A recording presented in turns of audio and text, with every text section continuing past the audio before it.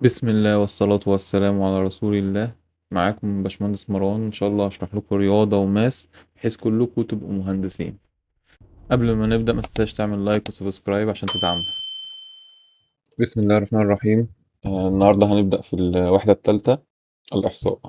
طبعا انتوا يعني الكلام في الدرس ده مش هيبقى جديد قوي، معظم الكلام انتوا عارفينه قبل كده، بس هنراجع عليه بشكل عام. وبرضه نبدأ بالأول، هي ايه أساسا الإحصاء دي وبنستخدمها في ايه؟ الإحصاء دي بيقول لك هنا: Statistics is a branch of mathematics that involves collecting, organizing, presenting, analyzing, and interpreting data to make a decision. يعني ايه الكلام ده؟ بيقول لك الإحصاء ده هو علم. انت مثلا عندك انت مثلا في مدرسة وعايز تعرف مثلا الفصل ده فيه ولاد اكتر ولا بنات اكتر. انت ما عندكش اي بيانات عن الفصل ده، فمثلا قلت خلاص انا هعمل دراسة مبنية على بيانات ومنها استنتج في ولاد هنا اكتر ولا بنات.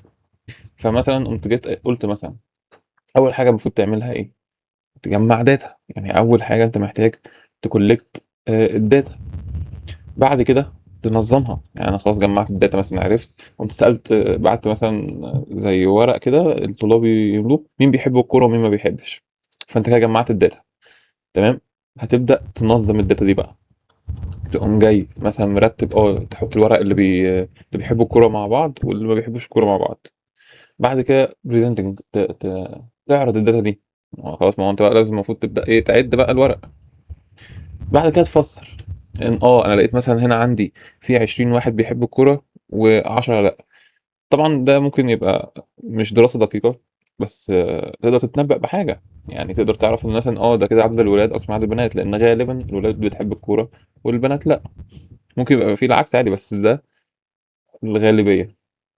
فانت تبدا تحلل بناء على الارقام والدراسه اللي انت عملتها. بعد كده تتخذ بقى قرارات. مثلا خلاص انا كده يبقى ههتم، طالما في ولاد كتير في المدرسه خلاص ههتم ان انا اعمل لهم ملعب كوره. وخصوصا حتى لو بنات، في بنات بتحب الكوره، فهم العدد الاكبر هو اللي بيحب الكوره، فخلاص ههتم ان انا اعمل لهم ملعب كوره. وهكذا. فانت بتجمع داتا، بتحللها عشان تتخذ قرار. فهنا مثلا بيقول لك it has application in various fields such as medicine, economics, social science. طبعا يعني الاحصاء ده بنستخدمه في كل حاجه في حياتنا تقريبا. هنا بيقول لك how do you handle data identify the question or problem. يعني انت اصلا بتشوف ايه المشكله اللي عندك. اصلا هو انت ليه هتعمل الدراسه دي، ليه هتجمع الداتا دي؟ لازم يبقى عندك مشكله وانت عايز تحلها.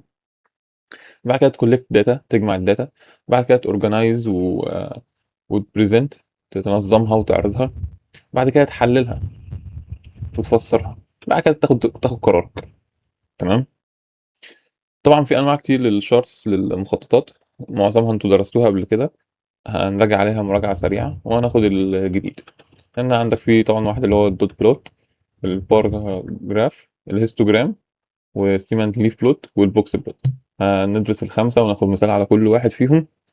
وهو درس هيبقى طويل، بس يعني سهل ممتع. رسومات وبتستعرض بيانات، انت عندك بيانات بتستعرضها في رسومات، انت الرسومات دي فيها بيانات بتستخرج منها البيانات دي. فهو درس لذيذ يعني، مش رخم.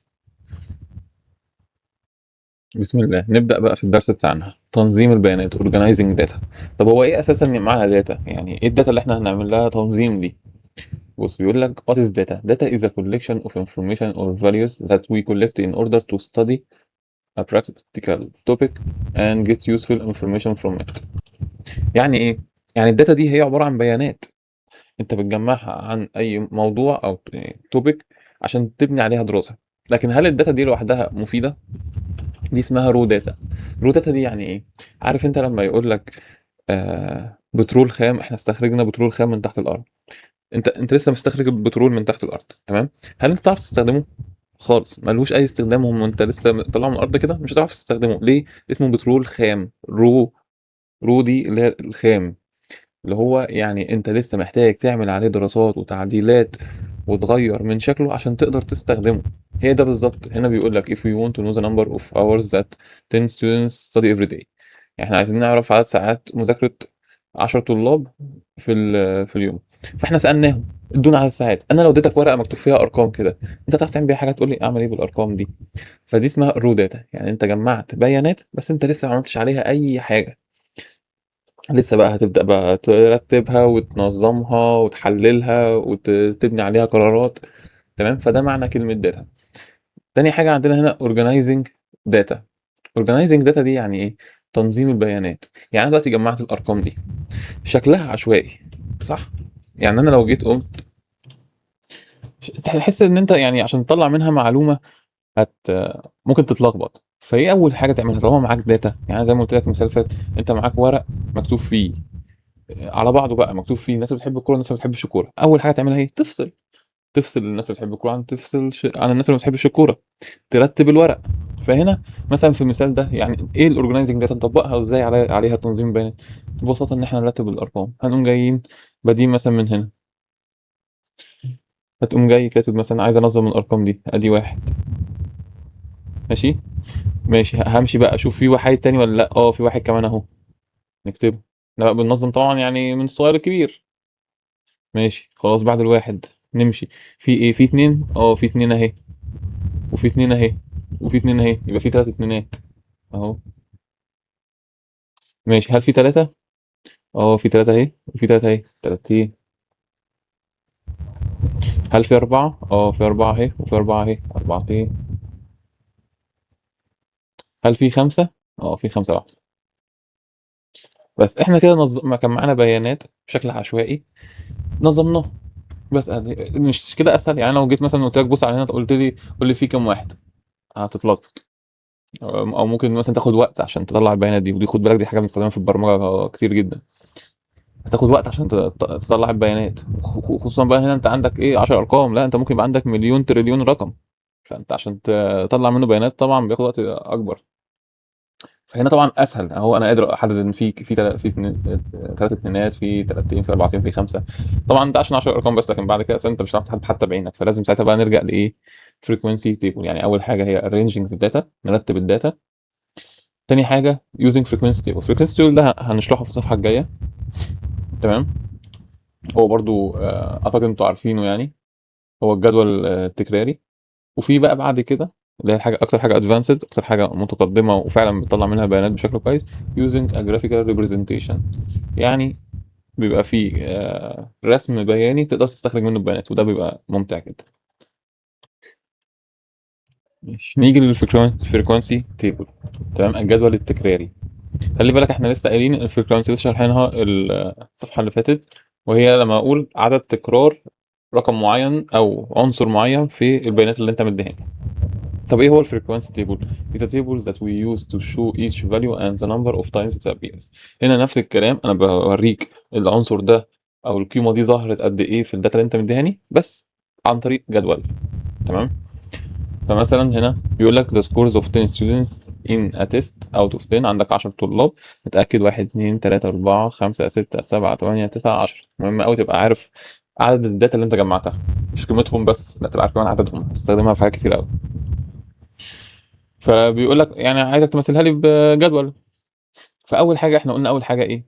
الارينجنج داتا. يعني انا الداتا دي كده شكلها عندي مش حلو، لازم تظبيط الشغل اهم من الشغل. لازم اظبط الداتا دي وانظمها قبل ما اشتغل عليها. فهو وي ارينج ذا داتا، هو رتبنا جبنا من الاصغر للاكبر. تمام. نتاكد برضه هل 6، 6 ظهرت مرتين، السبعة 3 مرات، التمانية 3 مرات، التسعة مرة، العشرة مرة. بعد ما ترتب عدهم تاني، 1 2 3 4 5 6 7 8 9 10، 10 فعلا، عشان ما تبقاش انت نسيت حاجة او زودت حاجة. بعد كده then we make frequency table. اهو هنا بيقول لك انا بجمعهم ليه؟ اتاكد ان انا مش مزود عنصر ولا ناسي عنصر. هنا اجمع ستتين، 3 سبعات، 3 تمانيات، 9 و10، عددهم فعلا 10. نبدأ بقى نعمل ايه؟ الجدول.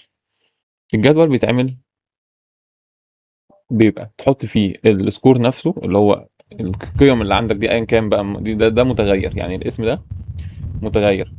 لان ممكن تبقى سكور، ممكن تبقى مثلا ايدج، عمر مثلا الطلاب، او عمر اي حاجه. ممكن تبقى الوان، كولرز، يعني مش لازم تبقى هنا ارقام اساسا. هنا دي القيم او العناصر بتاعه الداتا بتاعتك، وهنا دي بقى لازم تبقى ارقام. فريكوانسي دي ارقام ليه؟ لان ده عدد تكرار، فاكيد عدد تكرار يبقى رقم، لكن هنا مش لازم يبقى رقم. فهنا بقى شفت انت، هنا انا مثلا لو جيت قلت لك شايف الجدول ده كده، جيت قلت لك هي ال 8 ظهرت كام مره؟ 3 على طول. اسهل من هنا، اسهل حتى من ان انت تبص عليها بعينك. زي ما قلت لك، طب افرض كان 100 رقم مثلا، هتقعد تعد.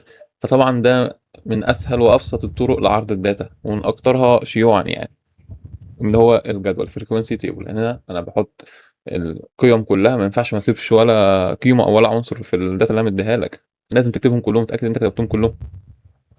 وبعد ما تكتب عدد تكرارهم هنا، تجمع ده تتاكد تاني، 2 زائد 3 5 زائد 3 8 زائد 1 9 زائد 1 10 صح. لازم تتاكد ان هم ده عدد العناصر اللي انا مديها لك من الاول، اللي احنا اصلا جمعناها.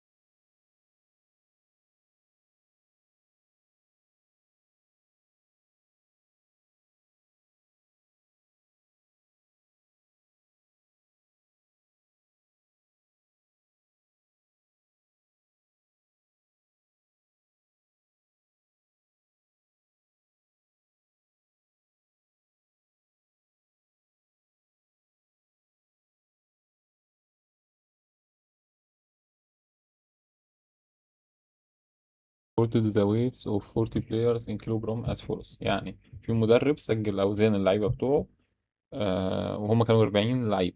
تمام. وادانا الاوزان اهي. طبعا الحمد لله المساله جايه مترتبه بحيث تسهل علينا الحسابات، لكن هو مش هيجيبها لك غالبا مترتبه في الامتحان. ف فلازم تبقى مركز، يعني تعرف ايه. هنعرف دلوقتي المفروض نعرف ايه. اول حاجه بيقول لك organize the data into a suitable frequency table. لازم نحطها في frequency table. يعني عايزين نعمل جدول تكراري للمجموعات. يفرق ايه عن الجدول العادي ده؟ هقول لكم دلوقتي يفرق ايه. احنا دلوقتي عندنا 40 وزن او 40 قيمه. ممكن يبقوا اقل من 40 لكن هم 40 لعيب ب 40 قيمه. عشان نسهل علينا في حاجة اسمها الهيستوجرام. تمام. اللي هو المدرج التكراري. ده بيدي رينج. يعني ايه رينج؟ يعني انا مثلا لما كنت برسم الاول، خلينا مثلا ناخد مثال. قوم جاي راسم لسه كنا واخدينها. مثلا هنا عندي مثلا احمر مثلا، وهنا مثلا عندي اسود. ماشي. وكنت هقول مثلا الاحمر متكرر عندي، وهنا مثلا واحد اتنين. الاحمر متكرر عندي كام مره؟ انا ببقى في قيمه معينه محدده، انا عارف الاحمر متكرر عندي مثلا مره. الاسود متكرر عندي كام مره؟ او يعني تبقى نقطه. الاسود متكرر عندي كام مره؟ تبقى مثلا نقطتين مثلا. او تعمل مثلا كولوم لحد الاتنين، على حسب انت ايه مطلوب منك. وهنا كولوم لحد الواحد. فانت بتبقى عارف قيمه العناصر اللي عندك بالظبط. تمام. لكن هنا انت في رينج، في مدى. يعني ايه في مدى؟ يعني انت عندك لما تيجي تكتب تحت هنا كده، مش هتكتب حاجه واحده انت عارفها، مش تكتب رقم. لا، انت مثلا تقوم جاي كاتب مثلا من 40، وهنا مثلا تكتب مثلا ايه 50، وتقوم جاي مثلا عامل كولوم مثلا كده، اهو مثلا كده. فانت هنا عارف ان انت هنا الرينج ده من 40 ل 50. مفيش رينج ثابت. فاهمين؟ احنا برضه هناخد مثال دلوقتي مع المثال بتاعنا ونوضح كل حاجه.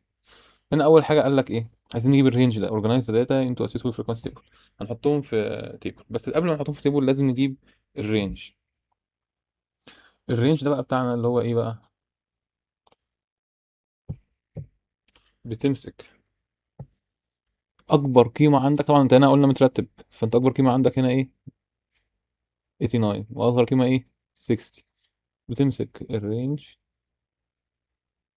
equal اكبر قيمه اللي هي 89 ناقص اصغر قيمه اللي هي 60.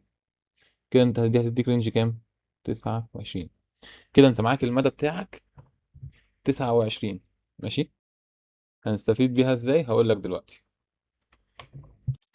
احنا دلوقتي قلنا هنقسمها مدى. يعني هنقول مثلا هنا عندك 60، فتبدأ من 60 وتخلص عند 89. فمثلا من 60 ل 65 ده يبقى نستخدمه نوحده في عنصر. يبقى احنا عندنا المدى هنا 5 قيم مثلا. من 66 مثلا ل 70 برضه نفس الكلام. فهنا احنا عايزين نعرف احنا هنقسم العناصر دي كلها كام مجموعة. انت هنا عندك ده 29، فنقسمه 6 مجاميع. تمام. يعني مثلا لو اصل هو مثلا فلنفترض ان هو 30 مثلا. نفترض ان هو 30. احنا عايزين مثلا كل مدى يبقى متكون فيه 5 عناصر بس. حلو، 5 عناصر عشان برضو يبقى الجدول دقيق، انت ما عندكش بيانات كتير. فتبقى 30 على 5 يديك كام؟ يديك 6. يبقى انت كده هتعمل 6 مجموعات، كل مجموعة فيها 5 عناصر. يديك ال 30 عنصر الأساسي، 30 وزن. بس طبعا احنا قلنا هم 29 بس. ف... فبس هو بالتقريب 30 يعني. فده مش هيغير ان انت تنزل 29. يبقى كده يبقى في 5 مجاميع 5، ومجموعة واحدة بس 4 عناصر. يعني نطبق ده بقى ازاي؟ قال اول حاجة قال لك نعمل الجدول التكراري للمدى في المجموعات. خلاص، يبقى نعمل الجدول بتاعنا. ماشي، ده كده الجدول بتاعنا. عملنا فيه إيه؟ الماسز، الكتل نفسها اللي هي الاوزان. بالتالي العلامات هنعرف دلوقتي ايه العلامات دي. والتكرار فريكوانسي. تمام. اول حاجه الماسز. هل احنا قلنا هنحط قيمه نفسها؟ يعني هم جايين كاتبين هنا 60 وهنا 61 وهكذا. لا، احنا هنعمل بالرينج. ازاي بقى؟ يعني مثلا نكتبها مثلا بره الجدول كده. هنقوم جايين اول ست مثلا تبقى من 60. احنا عندنا هي اول حاجه 60 ل 64. تاني ست من 65 مثلا نخليها لحد 69. بعد كده من 70 ل74. بعد كده من 75 ل 79. بعد كده من 80 ل 84. بعد كده من 85 ل 89. كده كل ست فيهم، او كل يعني رينج فيهم، هو هيبقى فيه ايه؟ 5 عناصر. يعني دي مثلا بتشمل ايه؟ ال60 وال61 وال62 وال63 وال64. شايف؟ 1 2 3 4 5. وهنا برضو تبقى معانا ال65 وال66 وال67 68 و69. 5 عناصر. تمام. نكتبهم بقى هنا ازاي؟ نقوم جايين كاتبينهم كده في طريقتين. يا اما نقوم جايين كاتبين مثلا من محددين من الرقم بالظبط من 60 وجاي عامل شرطة ل 64. انت كده قلت ايه؟ الرينج من 60 ل 64. تمام، حددته بالظبط. او تقوم جاي عامل كده. يعني مثلا احنا هنا التانية المفروض تبدأ من 65، تقوم جاي عامل 65 وشرطة بس. يعني هي هتلاقي في الكتاب المدرسة كده 70 وشرطة. شايف احنا بناخد ايه؟ بناخد القيم دي. تمام. نكمل هنا 75 وشرطة. الشرطة دي معناها ايه؟ ان هو من 75 لحد القيمة اللي بعديها. بعد كده 80 وشرطة. بعد كده 85 وشرطة. تمام. يا اما تكتبها بالشكل ده يا اما تكتبها بالشكل ده. ما تكتبش الاثنين في نفس الوقت. يعني يا تكتب بالشكل ده يا الشكل ده، بس انا كتبته بس قدامك عشان تبقى عارف ان الاثنين صح. خلي السي في برضو التاني دلوقتي التكرار بقى. انا عايز اعرف من 60 ل 64 دي متكرره كام مره. اجي بقى ايه؟ هنا كده. ادي عندك 60 61 63 64 65. 65 دي معنى لا. يبقى من 60 ل 64 دي كام مره؟ 4 مرات. تمام، فهمنا؟ تمام. نعمل زوم كده عشان نتاكد من الارقام. احنا قلنا اول واحده 4 مرات اهي فريكوانسي. 4 مرات من 60 ل 64. 1 2 3 4. طب تاني واحده من 65 ل 69. ادي 1 2 3 4 5 6. 70 معانا لا. شكرا. طبعا يعني هي لو مش مترتبة تبقى أصعب. هتقعد محتاج تركيز منك. عايز ترتبها ترتبها، مش عايز ترتبها ما تضيعش وقتك وأنت هتركز. تمام. من 70 بقى إيه؟ لل 74. يبقى 1 2 3 4 5 6 7 8. 75 معانا لأ. أدي 8. من ال 75 أهو ل 79. أدي 1 2 3 4 5 6 7 8 9. 80 معانا لأ. بعد كده من 80 ل 84. أدي 1 2 3 4 5 6 7. وأدي بعد كده من 85. 1 2 3 4 5 6. نتأكد منين إن إحنا صح ومش ناسيين أي حاجة؟ نجمع الفريكوانسي. يعني هتبقى التوتال. نكتب هنا مثلا كده توتال يكوال 4 زائد 6 زائد 8 زائد 9 زائد 7 زائد 6. نعملها على الكالكوليتور هنلاقيها ب40 فعلا. يبقى إحنا كده مش ناسيين أي حاجة. تمام. نيجي بقى للعلامات. نعمل زوم خالص عشان تبقى إيه، تبقى شايف العلامات.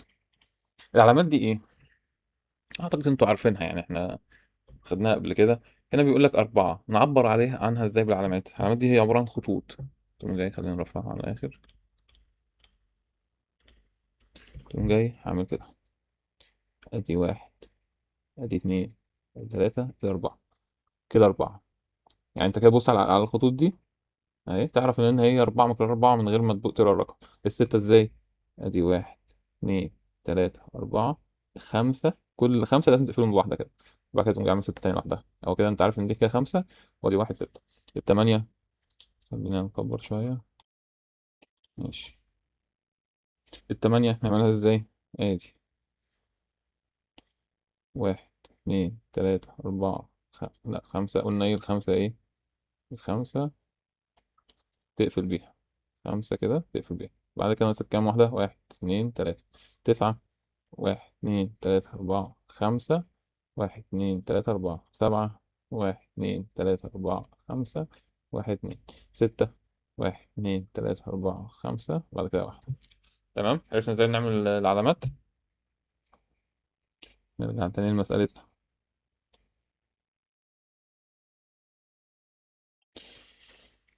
كده احنا خلصنا أول طلب. بيقول لك بقى represent the data using a histogram. يعني نمسح كل ده عشان نعرف نرسم الجدول. ماشي، احنا كده رسمنا الاكسس بتاعتنا، المحاور بتاعتنا، عشان نبدأ نرسم رسمتنا. عملنا ايه هنا؟ طبعا الفريكوانسي زي ما احنا متعودين، تمام، التكرار هنا، وهنا الماسز الاوزان. تمام، احنا كتبنا هنا التكرار عادي من 1 ل10، لان احنا على حاجه عندنا 9، فزودنا واحد من 1 ل10. عادي جدا. لكن هنا بقى فكره في ايه؟ انا كتبت هنا ايه؟ نفس الحاجات اللي كنت بكتبها هنا في الجدول. يعني شوف انت طبعا، شيل بقى انت اللي في الاول دي. زي ما قلنا هنا كنا بناخد اللي على ناحيه الشمال ده بس. اهو، هنا تكتب 60، تكتب بعديها ايه؟ 65. مش تكتب بقى 61 62، لا مش تكتبها. بعد كده 70 75 80 85 و90. تمام. ليه كتبنا 90؟ عشان احنا اخر حاجه 85 بنزود عليها 5، فبتبقى 90. مع ان احنا اخرنا 98، بس لا هي تبقى 90. تمام. نرسم بقى ازاي؟ فرق ايه عن الجراف العادي؟ طبعا زي ما متعودين، انت بترسم انت بالورقه والقلم والمسطره. انا هنا برسم باشكال. اول حاجه قال لك من 60 ل 65 كانت كام؟ او من 60 بقى ل 64 يعني كانت كام؟ تكرر كام مره؟ 4 مرات. تيجي عند الاربعه اهو، وتقوم جاي راسم مستطيل. استنى، تخين قوي. هنا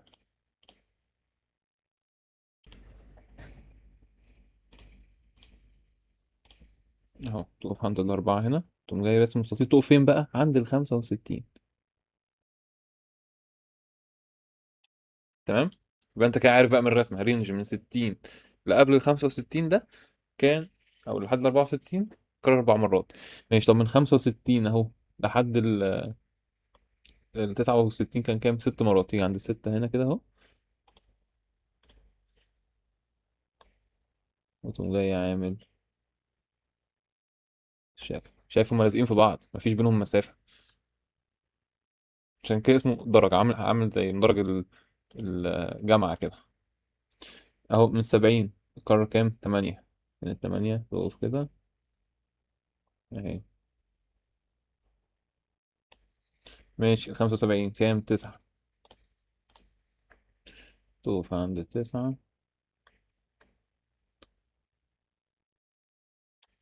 ماشي، بعد كده 80. 7. تنزل بقى تاني.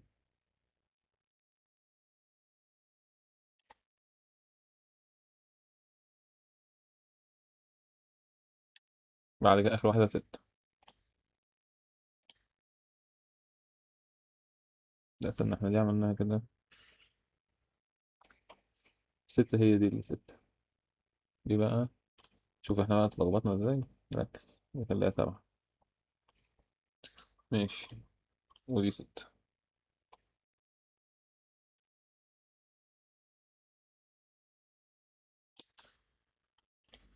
شفنا بقى الفرق. يعني بصوا تعالوا اوريكم الفرق. اهو، شايف ده كان عامل ازاي؟ كان كل قيمة لوحدها وفي مسافة بين العواميد. لا لا، الكولومز كلها، العوامل كلها لازقه في بعض، لان كان ده رينج بيقول لك من ده لده، من ده لده، من ده لده، لازم يبقى لازق في بعض. وكده سهله نعبر بقى، مثلا من 75 ل 80 اهي، عارفين ان هي قررت 9 مرات. هنا بقى بيقول لك how many players have a mass of 80 كيلو جرام or more.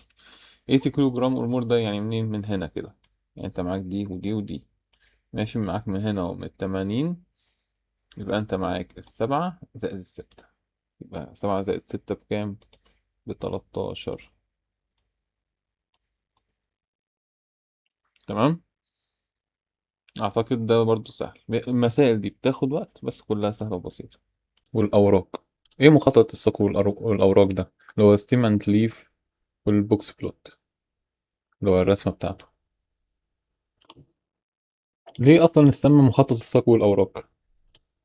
ببساطة لان هو عبارة عن ساق واوراق. يعني انت بيبقى عندك الساق اهي، وبيبقى طالع منها اوراق. طبعا بعتذر عن الرسم الوحش. فانت هنا بيبقى عندك رقم اساسي، مثلا العشري، مثلا انت هنا مثلا بتمثل مثلا 1 و8 و1 و9 و1 و7. ماشي. فانت هتقوم جاي مرتبهم، فتقوم جاي كاتب 1 و7 1 و8 1 و9. تمام. هنا ايه الساق؟ ايه الجذر نفسه؟ ايه الستيم؟ هنا الواحد. فيبقى الواحد هو الساق. ايه الاوراق؟ الارقام اللي هي بقى ايه؟ الاحاد. تمام. هنا بقى عندك ال7 وهنا ال8 وهنا ال9. فهمنا ليه هو متسمى الساق والاوراق. انت بيبقى عندك رقم مشترك، هو مثلا في الخانه العشريه، في التنس يونت، وبتاخده وبتنزل بقى الارقام التانية اللي هي في خانه الاحاد. تمام. بنعمله ازاي؟ طبعا احنا ما بنرسمش في الامتحان شجره. بنعمله ازاي بقى؟ هنقول لكم دلوقتي.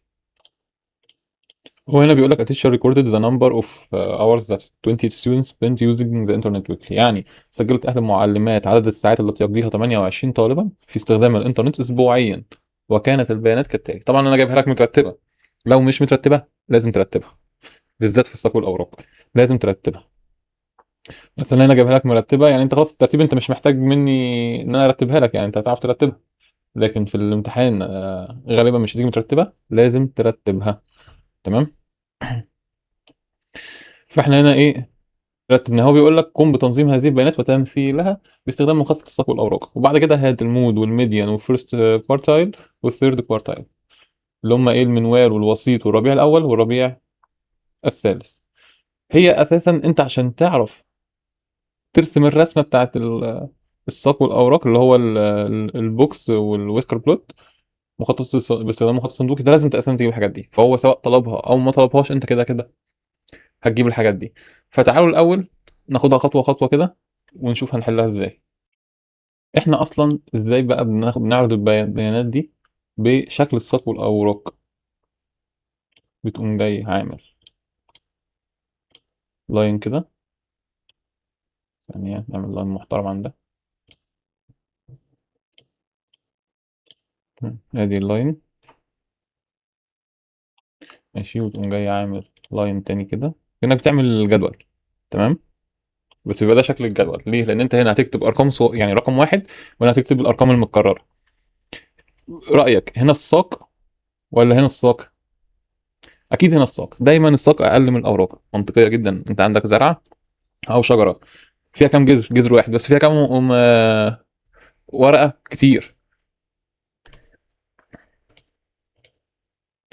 فهنا كده تكتب stem.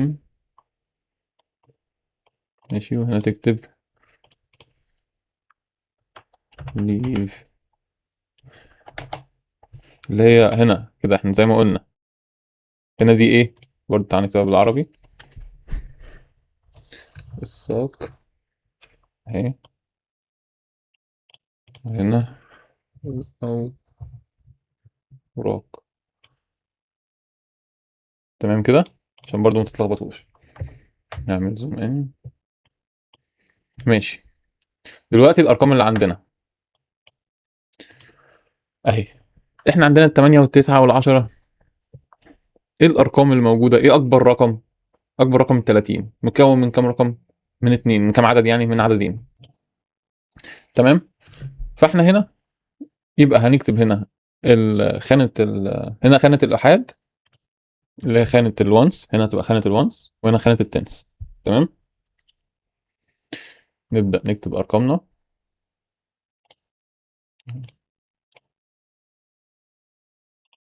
ماشي. بسم الله. أهو.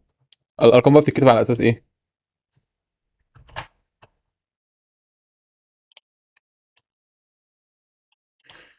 هنا عندك التمانية. التمانية دي الساق بتاعتها إيه؟ هنا التمانية هي في خانة الآحاد بس. الوانس بليس. طب في إيه في التنس بليس؟ مفيش حاجة، يبقى زيرو. يبقى تبدأ هنا بسم الله كده بزيرو. أول حاجة هتحطها، خلي بالك أنت هتكتب هتكتب كل رقم لازم تكتبه في الجدول. تمام. فانت هنا اول التمانية هتعبر عنها ازاي؟ بالزيرو 8. طبعا احنا رتبنا، فاحنا عارفين ده اصغر رقم وده اكبر رقم، احنا بنبدا باصغر رقم واكبر رقم. اكبر رقم ايه؟ التلاتة زيرو. خلاص يبقى نكتب تحت هنا كده ادي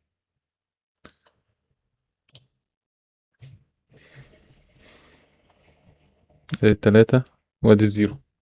كده احنا عبرنا عن اكبر رقم واصغر رقم.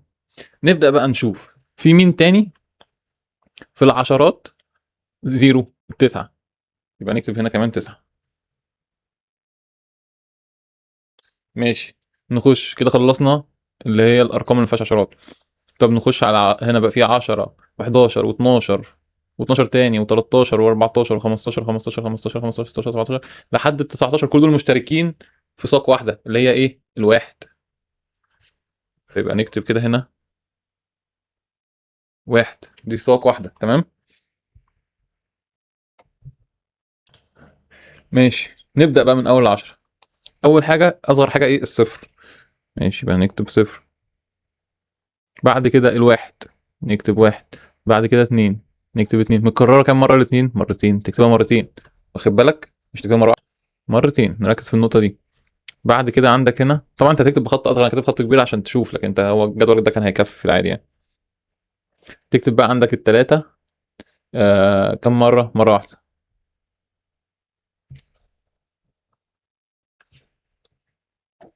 ادي التلاتة. عندك أربعة، ادي أربعة. عندك أربع خمسات، واحد اتنين تلاتة أربعة. عندك ستة سبعة تمانية تسعة، ستة سبعة تمانية تسعة. طبعا زي ما بقول لك هو الجدول كبير أو صغرنا الأرقام شوية. ماشي، نخش على اللي بعده. عندك إيه بعد الواحد؟ في الاتنين. ماشي، أهو الاتنين مشتركة مع كل دول، يبقى نكتب هنا إيه؟ اتنين. دي طبعا ساق. الأوراق بتاعتها زيروهين، واحد اتنين تلاتة أربعة خمسة ستة سبعة تمانية تسعة. أهو ده كده الجدول بتاع الساق والأوراق. تمام. خلصنا كده كل الأرقام. أخدنا الساق بتاعت الأرقام كلها. هل في ساق هنا مش كاتبينها؟ لا. هل في ورقة هنا احنا مش كاتبينها؟ لا. كده كاتبين كل حاجة. تقراه ازاي بقى الجدول ده؟ عايز أنا أكبر رقم، تمسك اكبر رقم في الساق واكبر رقم في الاوراق. طبعا هو هنا مفيش يعني، ممكن يبقى مثلا يبقى فيه هنا مثلا ايه؟ لو مثلا كان في هنا 3 و30 كان مثلا تبقى هنا 3، فيبقى اكبر رقم 33 والتلاته اللي كانت هنا. تمام. لكن هو هنا مفيش، فهنا اكبر رقم في الساق هو التلاته، واكبر رقم مع التلاته هي الصفر. اصغر رقم ايه؟ تاخد اصغر رقم في الساق ومعاه اصغر رقم في الاوراق. بس مش جاي مثلا واخد صفر وتقول لي ده في صفر هنا، لا. انت بتتعامل هنا كده. تمام. فانت بتاخد الرقم ده اللي هو اصغر ساق مع اصغر رقم في الاوراق بتاعته. هو دي شجره ودي شجره يعني، انت دي كده شجره. دي لو هنمثلها هتقوم جاي عامل كده، او الشجره بتاعتنا هنا الزيرو، وهنا مثلا ادي ورقتين، الثمانيه والتسعه. دي كده شجره. هنعمل بقى للواحد شجره تانية وهكذا. تمام، عشان ما نتلخبطش. في حاجه مهمه بقى لازم تعملها، وهو المفتاح. ايه هو المفتاح ده؟ هو الجدول ده.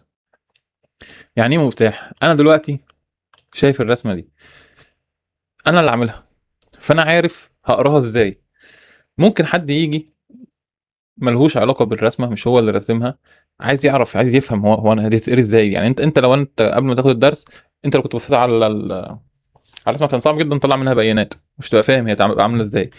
فانا لازم احط حاجه اسمها مفتاح ده عشان اعبر عن رسمتي لاي حد يجي عايز ياخد منها بيانات. تمام. شايفين اهو مفتاح اهو. تكتب هنا مفتاح، وتكتب هنا، هعملها لكم برضه بالعربي والانجليزي. تاخد بقى ايه؟ اي رقم من هنا، مثلا تاخد الاثنين والخمسه مثلا، تقوم جاي عامل كده، تقوم جاي كاتب اتنين، تعمل شرطه كده، خمسه. الشرطه دي اللي هي ايه؟ دي مش واحد، دي اللي هي الشرطه دي. تمام. وتكتب تمثل 25 ساعه، لان دي وحده ايه؟ الارقام دي كلها وحده ايه؟ عدد الساعات اللي ذاكرها الطلاب. تعملها كده. طب بالانجليزي تقوم جاي عامل كده كي، ماشي، وتقوم جاي كاتب ادي الاتنين، تعمل شرطة كده، ادي 5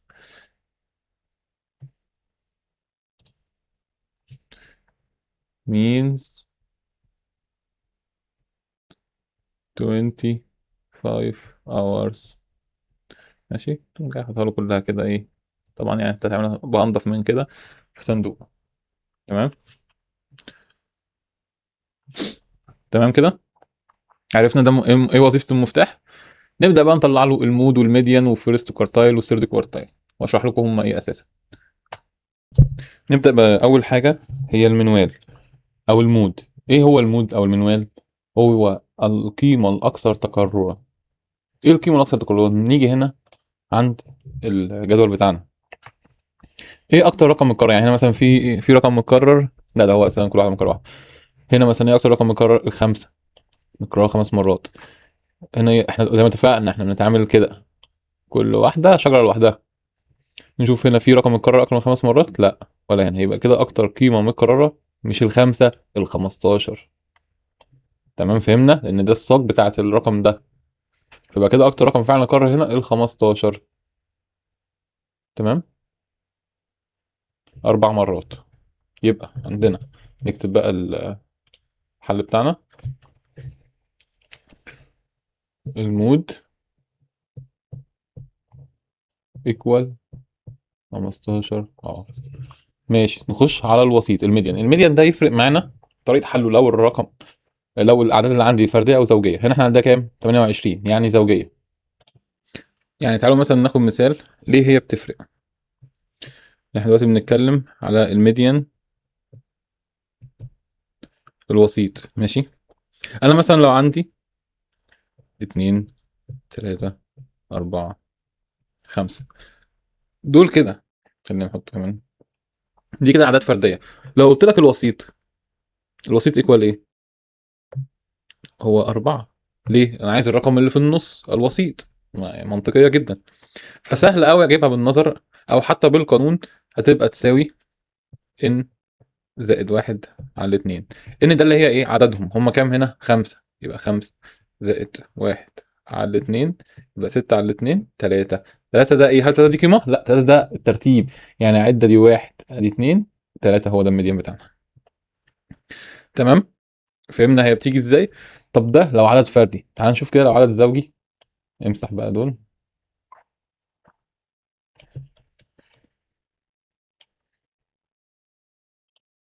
ايه رأيك دلوقتي؟ الميديان، الوسيط، الوسيط تقول لي المفروض في حاجة هنا، صح؟ صح. طب ايه قانونها؟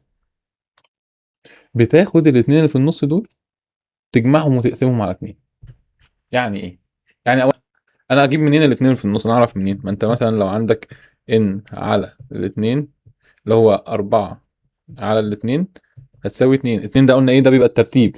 يعني انا دي هنفوت الاتنين وهنفوت التلاتة. طب ما التلاتة دي هي رقم 2، يبقى ما نفوتش التلاتة. فهمنا؟ يعني هنا اهي، احنا هنا الاتنين دي هنفوتها، بعد كده هناخد التلاتة. ليه؟ لان دي ترتيب الاتنين، دي ترتيبها التانية. طب وهناخد 3 بس؟ لا، وناخد كمان الاربعه. يعني ناخد الرقم اللي طلع هنا والناتج اللي بعديه اللي هو 3 و4. طب هنعمل بيهم ايه دول رقمين؟ احنا عايزين رقم واحد بس ناتج في الاخر يوصل تبقى قيمه. نقوم جايين عاملين كده، الرقمين اللي هناخدهم اللي هم الثلاثه والاربعه، نقوم مجمعينهم وقاسمينهم على 2، يبقى 7 على 2، 3.5. صح؟ مش هو ده اللي احنا قلناه في الاول انه المفروض يبقى في حاجه هنا اللي هو 3.5؟ هي صح، بقت 3.5. عرفنا كده ايه إيه الفكره، عشان لما نيجي نطبق على ارقام كبيره تبقى فاهم احنا بنعمل ايه. ماشي، يلا بقى نشوف احنا نطبق الكلام ده على المساله بتاعتنا. احنا عندنا كام؟ 28، اللي هي ايه؟ زي ما قلنا نكتب القانون تاني، ان على 2. 28 على 2 تساوي ايه؟ 19. صح؟ لا، 14، معلش، مش 19، 14. تعال نشوف كده القيمه اللي هنا اللي ترتيبها 14. 1 2 3 4 5 6 7 8 9 10 11 12 13 14 اهي. ال 17 صح؟ ماشي. وفي ايه تاني قلنا بناخد اللي بعديها ده على الزاويه وكمان ال 18. يبقى احنا كده معانا 17 وال 18. يبقى 17 زائد 18 على 2. طبعا يعني مش محتاجه، هي 17 ونص. تتاكد ازاي؟ لازم اللي على اليمين يبقى قد اللي على الشمال. يعني ايه اليمين قد الشمال؟ يعني احنا هنا دي كانت رقم 14، احنا قلنا احنا بناخد الاثنين دول كده، يعني اشطب مثلا على 18 و 19، عد دول المفروض يبقوا يساوي دول. تعال نشوف كده. 1 2 3 4، نعمل زوم. 1 2 3 4 5 6 7 8 9 10 11 12 13 13. تعال نعد من هنا. 1 2 3 4 5 6 7 8 9 10 11 12 13. يبقى احنا كده صح. تمام. خلصنا الميديان. ناخد بقى الرباعي الاول، مش الربيع، ماشي. الرباعي الاول والرباعي الثالث اللي هو فيرست كوارتايل. ايه هو الرباعي اساسا؟ تعالوا كده نكتب بس الاجابات دي ونمسحها. احنا كده قلنا المود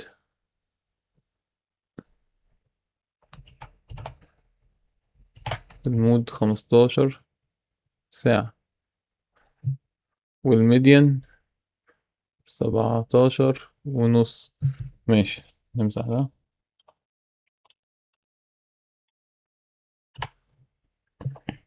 الفيرست كوارتايل ببساطة، انت لو عندك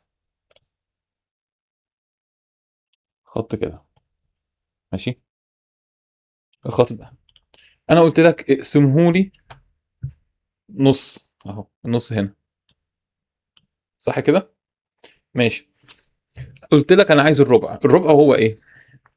مش الربع هو نص النص، النص في النص، صح؟ فانا مثلا قسمت دلوقتي خلاص بقى عندي نصين، ده لاين ماشي. ربعه ايه؟ في ربع هنا اللي هو ده نص النص، اللي هو ده بيساوي الحته دي، وهنا برضو في ربع اللي هو ده بيساوي الحته دي. فهنا بقى بيقول لك الرباعي الاول والرباعي الثالث على حسب بقى اتجاه ارقامك. يعني مثلا لو انت طبعا ده لاين مش سهم، ها؟ ده لاين يعني انت عارف الارقام بتاعته. هنا مثلا 1 2 3 4 5 6 7 8 9 10 11 12. خلينا هنا ايه، احنا كده التسعة المفروض دي تبقى هنا.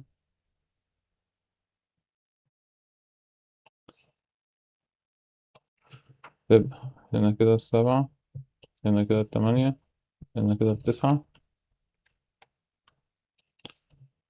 هنا كده العشرة، هنا كده الحداشر، هنا كده اتناشر. ماشي.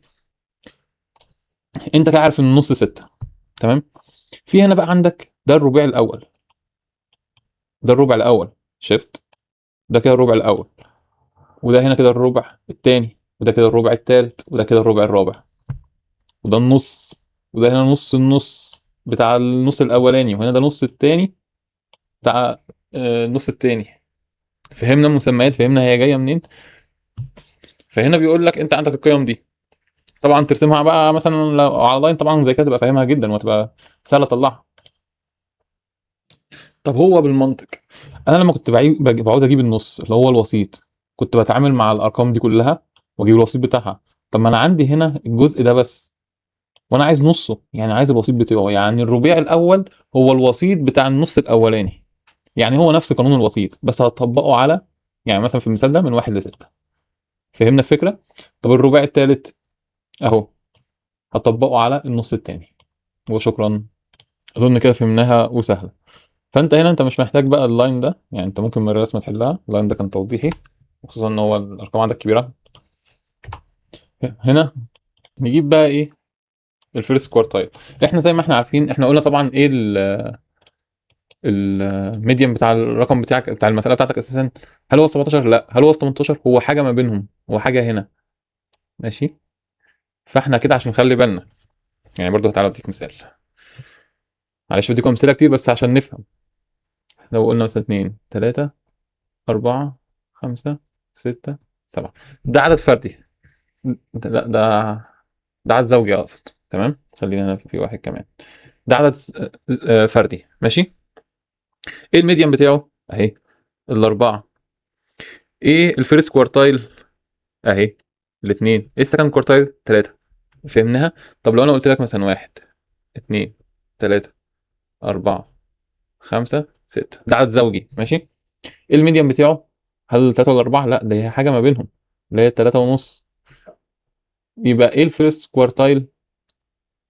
خلي بالنا بقى، تبقى هي برضو الاثنين. تمام. والخمسه. طب تعالوا ناخد مثال تاني بقى. لو جيت قلت لك، خلينا هي ونزود عليها. ماشي، هنزود عليها مثلا ايه؟ السبعة. نعمل من الأول. والثمانية. والتسعة. لا، خلينا تمانية بس. ماشي، هنا لو قلت لك ايه الميديان؟ هتقول لي الأربعة ونص. صح كده؟ أربعة ونص. طب ايه بقى الفيرست كوارتايل؟ انت عندك هنا واحد اتنين تلاتة أربعة. ايه الفيرست كوارتايل؟ يعني الميديان بتاع الجزء ده. بناخد معانا الأربعة. خدوا بالكم من الجزء ده، ما تسيبش الأربعة تقول أصل الأربعة وخمسة جبنا منهم ميديان فأنا هسيبهم. زي ما سبت هنا الأربعة، يعني هنا من الأربعة كانت ميديان، فسبتها وقلت انا عايز اجيب الميديان بتاع الجزء ده فكان الاثنين. لا، هنا الاربعه معانا، لان هي الاربعه مش ميديان اساسا. انا كده عايز اجيب الميديان بتاع الجزء ده، هيبقى ايه؟ الاثنين ونص. فهمنا امتى نسيب الاربعه وامتى ناخدها؟ بنسيبها في العدد الزوجي، بناخدها في العدد عفوا، بنسيبها في العدد الزوجي، بنسيبها في العدد الفردي. ماشي. لان هي نفسها ميديان. وبناخدها معانا عادي في العدد الزوجي. ماشي. فهنا كده شيل ده، الدوشه دي كلها، ونرجع لايه مسألتنا. احنا عندنا الاعداد فرديه ولا زوجيه؟ زوجيه. والميديان كان ايه؟ كان دي. تمام. اللي هي 17 ونص، يعني ال 17 معانا. يبقى انا عايز اجيب الميديان بتاع ده كله. يبقى هنعدهم 1 2 3 4 5 6 7 8 9 10 11 12 13 14 14، وبالتالي طبعا دول كمان 14. فيبقى انا كده عايز اجيب ميديان من العدد ايه؟ من العدد الزوجي. ميديان بتاع العدد الزوجي ايه؟ لسه واخدين القانون. ان على 2، اللي هم 14 على 2 بتساوي 7. وهناخد معاها ايه؟ 7 ده قلنا ده ترتيب، وناخد كمان معاها الثمانية. ودول هنقوم جايين ال A بلس B على الاتنين، اللي هي السبعة زائد التمانية على الاتنين. هنشوف بقى هنا المركز السابع ايه. هنا واحد اتنين تلاتة أربعة خمسة ستة سبعة، يبقى 13 14. يبقى هنا 13 بالقلم. 13 زائد 14 على الاتنين، اللي هي 27 على الاتنين، اللي هي كام؟ 13 ونص. ماشي. يبقى كده الفيرست كوارتايل هو 13 ونص ساعة. طب السكند كوارتايل نفس كل حاجه. هتعمل كل حاجه، هتشيل بس، هتقوم جاي ماسك هنا كده الاستيكه، تمسح بس من اول هنا، لكن فوق هي كلها. اللي انت بتعمل دول لوحدهم. يبقى 14 على الاثنين 7. 7 يبقى 7، يبقى 7 والثامن. هنا فين السبعة والثامن؟ اهو نشوف. 1 2 3 4 5 6 7، 23 24. تبقى هتيجي هنا 23 24 على الاثنين هتساوي ايه؟ هي دي كده 47 على الاثنين، 23 ونص. ماشي، يبقى هنا دي كده 23 ونص. خلصنا الحمد لله. نرسم بقى. نرسم بقى. ده أهم نقطة. نمسح بقى الخطوات. الرسمة دي بقى بتبقى عاملة ازاي؟ بتبقى شكلها غريب شوية، فمحتاج تركز مني. أول حاجة نرسم خطنا الجميل. ماشي. فين النص بتاعه؟ أهو. نقوم جايين كده كاتبين أرقامنا عليه. طب أنت هتقول لي أكتب ال 30 رقم؟ أقول لك بص، عندك حل من اتنين. لو أرقام قليلة اكتبها. لو أرقام كبيرة وفي رينج كبير، لا، ممكن تكتب مثلا خمسات. يعني هنا مثلا أنت عندك كام؟ من 8 ل 30. ماشي، بسم الله، يلا نرسم رسمتنا. هنا اول حاجه هنرسم ايه؟ اول حاجه هنبدا بيها الميديان. طبعا أنا الرسمه يعني هتبقى شكلها عشوائيه بالنسبه لي، لكن انتوا طبعا ورقه وقلم ومسطره طبعا هتبقى احسن من الشكل اللي انا هعمله يعني. قال لك ايه الميديان؟ 17 ونص. 17 ونص اهو، نيجي هنا كده مثلا، شايف دي بين ال 17 وبين 18.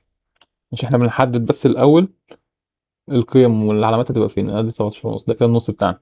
ماشي، الفيرست كوارتايل 13 ونص اهو. ماشي، سكند كوارتايل 23 ونص اهو. تمام كده. ماشي بقى، احنا كده معلمين. تعالوا نغير اللون عشان تبقى باينة. هنا احنا معلمين على 17 ونص. ماشي، وقلنا الرينج بتاعك فين؟ قلنا الرباع الأول أهو، والرباع التاني أهو، والرينج بتاعك فين؟ أصغر قيمة إيه؟ التمانية. تعلم عند التمانية. أعلى قيمة عندك إيه؟ التلاتين. تعلم عند التلاتين. بس كده، شكرا. هنرسم بقى. أنت بتقوم جاي طالع هنا، عامل نقطة هنا عند أعلى قيمة وعند أقل قيمة. تمام. وهنا بتقوم جاي عند الرباعي الثاني ترسم خط، وعند الرباعي الأولاني ترسم خط. بعد كده تقوم جاي موصل ما بينهم. طبعا انت معاك مسطرة. تقوم جاي موصل ما بينهم، وتيجي عند الوسيط تقوم جاي عامل خط كده. ماشي، ونوصل بقى النقطة دي بالشكل. نوصل النقطة دي بالشكل. تمام. كده احنا هنا. وخد بالك لو قال لك الرينج المدى، تبقى عارف ان المدى هو المسافة من أكبر قيمة لأصغر قيمة. طب أنا أجيبها إزاي؟ الرينج أو المدى يبقى أكبر قيمة كام؟ عندك 30. أصغر قيمة كام؟ 8. يبقى 22. ماشي، هنا أنت ده عندك كده، ده أكبر قيمة. ماشي، ده أصغر قيمة. ده الرباعي الأول. ده الخط ده الرباع الثاني. ده الوسيط. تمام. فهمنا المسألة؟ عرفنا تتحل ازاي وترسم ازاي. كل حاجة هي سهلة أنا عارف، بس هي مشكلة بتاخد، مشكلتها بس بتاخد وقت. بس طالما بتاخد وقت سهلة مش مشكلة. احنا ورانا ايه؟ في حاجة بقى اسمها المخططات البيانية المضللة misleading graph. يعني ايه misleading graph؟ تعالوا بقى كده نبص على الصورتين دول نعرف ايه الفرق ما بينهم. هنا انت شايف هي دي نفس القيم، خلي بالك يعني انا 195 195 92 87 85 نفس القيم. بس انت كده بالشكل كده من غير ما تدقق انت حاسس ان في فرق كبير. يعني هنا مثلا الفرق هنا صغير بين الارقام، لكن هنا لا، الفرق كبير. فتحس ان لا، يعني انا لو ببص على رسمه من غير ارقام، ما ركزتش في الارقام، رسمتين مش زي بعض مع ان الاثنين نفس القيم. طب ايه اللي فارق هنا؟ هنا ده بيقول لك دي ستورز. ماشي، ستور مثلا باع 195 مثلا كتاب، وهنا ده باع 192 وهكذا. هنا الفرق ايه؟ هنا شايف ده بادئ منين؟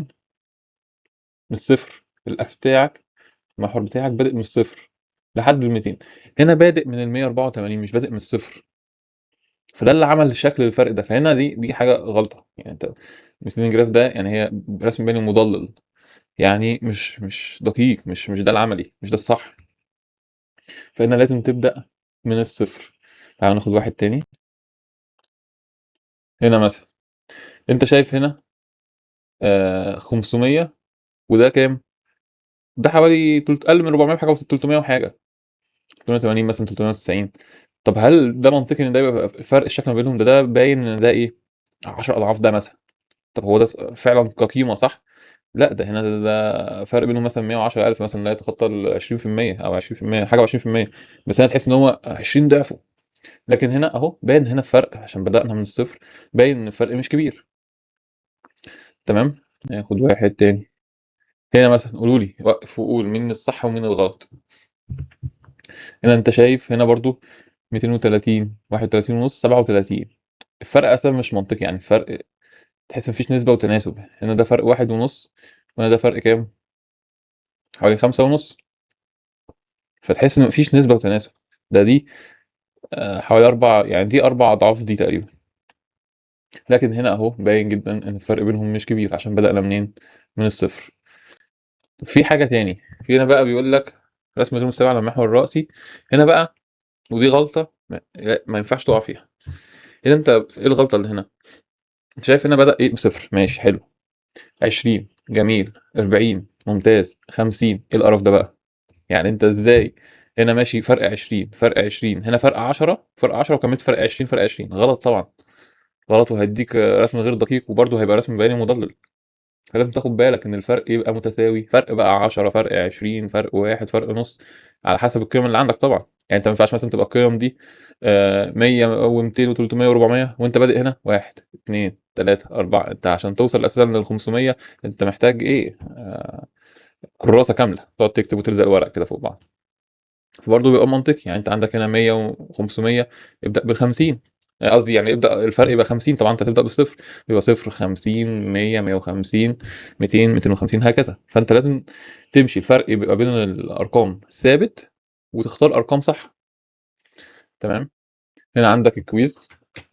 حلو، واكتب لي الاجابات في الكومنتات، ولو في اي مشكلة طبعا اكتب لي في الكومنت، هرد عليك سواء فيديو قصير او هشرح لك اللي انت عايزه. تمام. وبكده نكون خلصنا درس النهارده. لو فهمت فكرة كويس هتلاقي ان باقي المسائل هتبقى اسهل بكتير. ولو في اي نقطة وقفت معاك ارجع للشرح تاني خطوة خطوة. وما تنساش تعمل لي فولو وشير لاصحابك، ونشوفكم في الدرس الجاي ان شاء الله.